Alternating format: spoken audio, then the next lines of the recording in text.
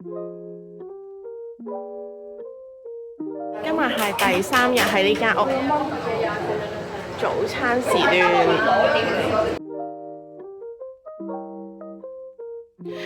有呢個腸、bacon、麵包、生果，其實仲有菜。我哋又出發去斬樹啦！我哋又準備入去斬樹啦！大家已經 ready 入去啦。今日呢係-16度啊，一落嚟，所以我哋個個都開始感覺到有啲凍，唔係有啲，可能係好凍。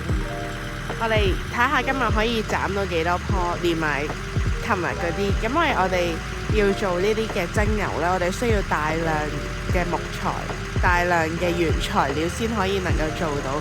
睇下我哋最後尾獲得幾多精油出嚟。呢度呢有個 truck 呢，就係而家運緊我哋斬咗嘅樹去做一個剪啲木材出嚟嘅過程。大家呢見到呢個地下呢，有呢一啲好似草嘅物體啦，但係佢其實呢，原來呢，我哋而家企緊喺呢個位置，夏天嘅時候呢，佢係一啲好 spongy 嘅一啲沼澤嘅形成嘅。因為呢，我哋點解會喺冬天先入嚟呢？因為如果呢，我哋唔冬天入嚟嘅時候呢，譬如呢一啲嘅車啦，都未必可以能夠係 stand 到喺呢一個嘅地方，因為一落嚟嘅時候，佢就會係好軟腍腍，好軟腍腍，其實係冇辦法能夠斬到啲樹，所以呢，呢一個環境係咁極度好似比較偏嚴峻嘅情況呢。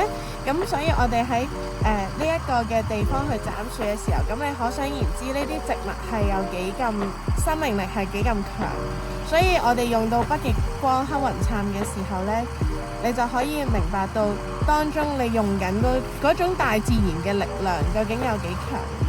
今日掛住影相，我哋都唔係斬咗好多樹，我哋斬完啲樹要即刻拎去將佢切碎去啦。我哋而家一齊去望緊，究竟嗰啲夾爪點樣去爪啲樹。佢而家就用呢一個 truck， 跟住之後夾啲樹啊。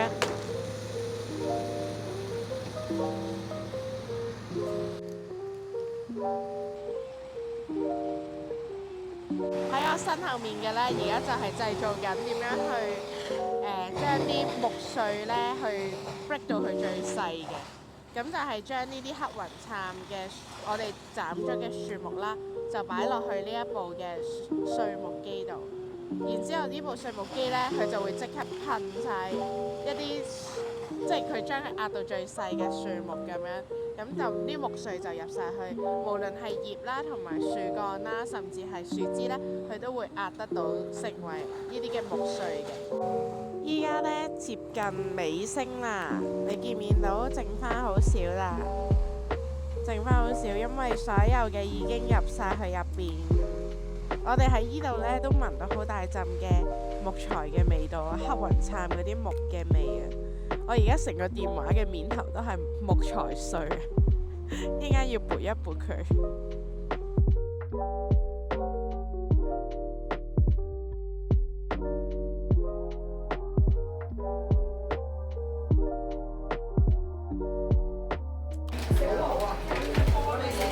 佢哋整緊午餐啊！我哋又嚟到蒸餾廠啦，我哋戴晒帽，因為一陣就要睇點樣去將頭先嗰啲切好咗嘅材料，跟住之後點樣擺落去呢啲機入邊。咁佢就將佢圍住佢，包住佢。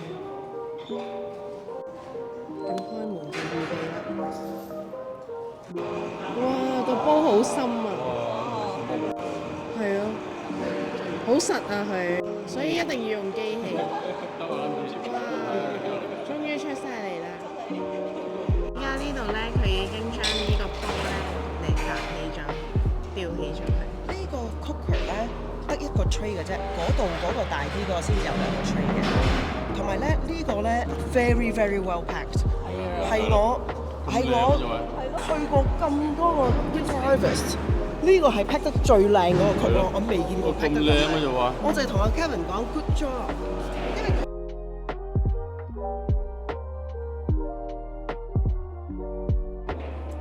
因為呢度就係嗰個 pot 啦，佢必須要清潔好晒先可以再做第二個嘅材料落去。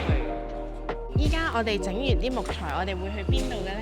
咁佢有兩個地方去嘅，第一個咧就會將佢整做一啲 pallet 咧，愛嚟俾喺啲民居，佢哋放低佢哋嗰度咧，等佢哋愛嚟燒火，即係取暖嗰啲，即係 fireplace wood 啦，即係 instead of firewood 咁就用呢啲嚟燒啦，咁就環保啲啦，係咪？咁另外一個方法咧，如果佢哋真係有再多啲咧，佢就會鋪翻落去嗰個農田嗰度啦，咁就愛嚟翻落去嗰啲泥土度做 regenerative farming 咯。因為其實佢本身裏邊仲有一啲有用嘅嘢喺度嘅，不過啲蒸餾嘅時候又蒸咗出嚟啦，花水裏邊又出咗嚟啦，咁所以佢哋本身都有營養嗰種嘅。regenerative farming 即係再生耕種。再生耕種咧就係環保嘅方法啦，咁就用啲保護環境同埋令到嗰啲泥土咧可以重複地用，因為而家其實市場上好多時啲農田咧都用一啲低成本快速嘅方法去耕種咧，變成啲泥土啊又唔健康啦，對環境又唔好啦咁。Young Living 全部嘅農場咧都係用 regenerative farming 再生耕種嘅方法嚟去處理我哋嘅農田啊，同埋農作物啊，同埋農場咯。可持續發展嘅再生耕種嘅方法係啦。頭先我哋咧順住嘅木碎就係喺依度啦，全部喺晒依度啦。佢一路褪緊出嚟。呢啲木碎就係頭先整完嗰啲嘅木碎。呢一個係 Gary 設計㗎，已經係第2代嚟㗎啦。以前好似係輸送帶一樣咁樣，但係好容易結冰。結冰之後佢就唔會喐，所以而家用呢一個方法，邊前邊後咁喐，慢慢將佢推出嚟。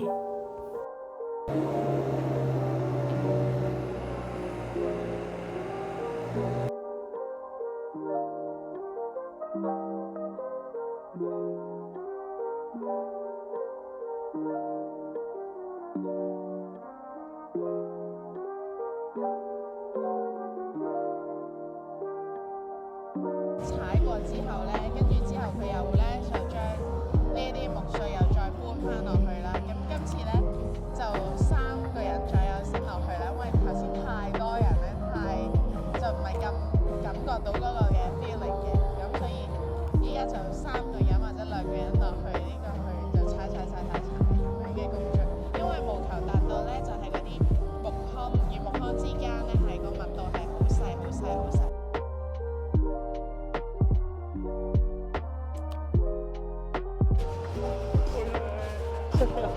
今晚有嘅好瞓，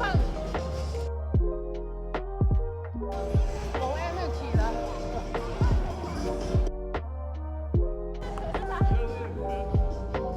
唔好講笑，跳完真係咧頭都多埋，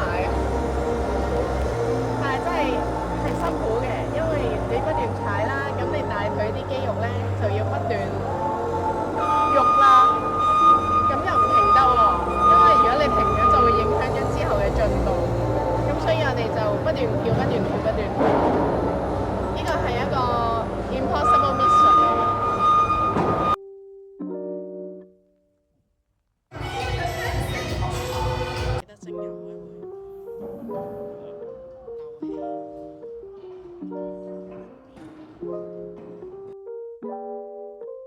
蒸餾完咗之後，我哋仲返去學點樣頭部按摩添啊！晚餐，我哋有焗三文魚、mashed potato 同埋雞湯飯。呢一晚仲聽到 Joanne 有好多故事分享添啊！最估唔到嘅係竟然見到北極光啊！